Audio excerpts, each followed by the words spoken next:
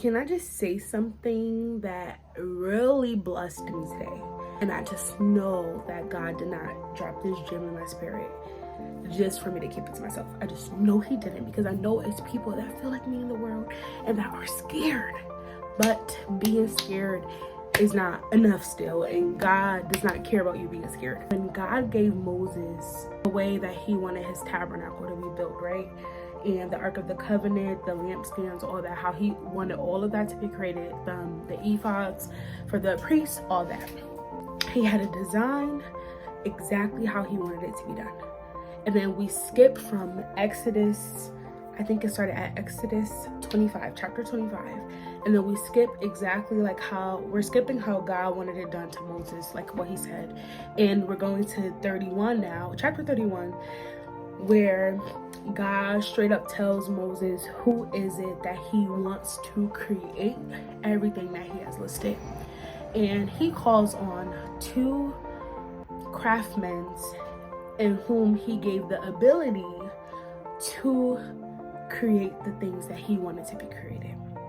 And it dawned on me, imagine if these men were like, I'm not gonna build that because I'm scared, or I'm not gonna build that because somebody else already did it, or somebody else already tried to do that, or somebody else already tried this thing with God and it didn't work.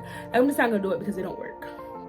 One, God wouldn't have been able to dwell amongst his sinful people, and they wouldn't have had the opportunity to learn how to worship a God that is holy, because God literally designed all of these things in Exodus 25 all the way to 31 in the way that it was necessary for him to dwell in those things, so that he can dwell in the midst of his people that are sinful.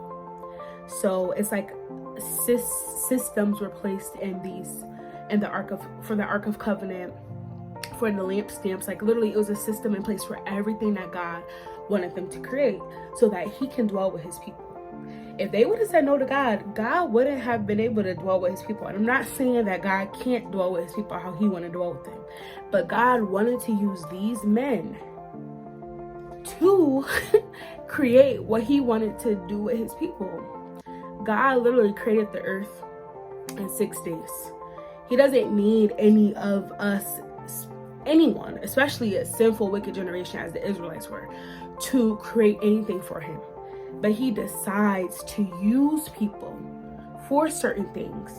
So now I'm just thinking, like, with my human brain, like, God, you wanted all these things to be created for you to dwell with your people, and for them to know how to, and wanted them to learn how to worship you properly, Lord, still being the sinful people that they are. And now I'm thinking about it, it's no need for no tabernacle, it's no need for no Ark of the Covenant, it's no need for the lampstands, like it's no need for the ephod, it's no need for anything now that God wanted to build back then. So let's bring this back into how this connects to us now, with people that have gifts and abilities that God gave us, right? It's like, I'm thinking of that scripture in Romans chapter 12 verse 1, that we are to offer our bodies as a living sacrifice, holy and pleasing to God, as this is our true and proper worship. When you think about the Israelites, when they used to give dead sacrifices of animals to the Lord, those sacrifices were dead. But now it's no need for that, right? And Jesus paid the ultimate sacrifice, right? But now we're supposed to offer our bodies. And when you think of our bodies, think of your gifts, your talents, every breath in your lungs. Like, you're supposed to literally offer every second of that to God in an offering. So in my head now, I'm like, God, you gave so many of us different talents, different abilities that we cannot explain. What are we to do with them? And it dawned on me, like, you're supposed to pour out your gifts as a living sacrifice to God. Whatever he would need you to do with that gift and ability, do it. And I'm not saying do it for you to receive this glory, this honor, this praise, all this money, whatever. Although you can receive money for your gifts because your gifts make a way for you. Scripture tells us that. But to really live as a offering to God is pouring out yourself the same way Jesus did, but you're just living.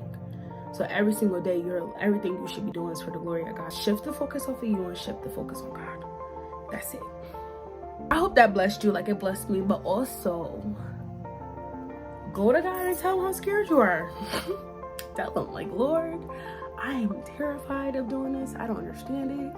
How do I do it? And then literally, he will definitely meet you where you are. Because you can't run from it. You still have to do it. So, yeah.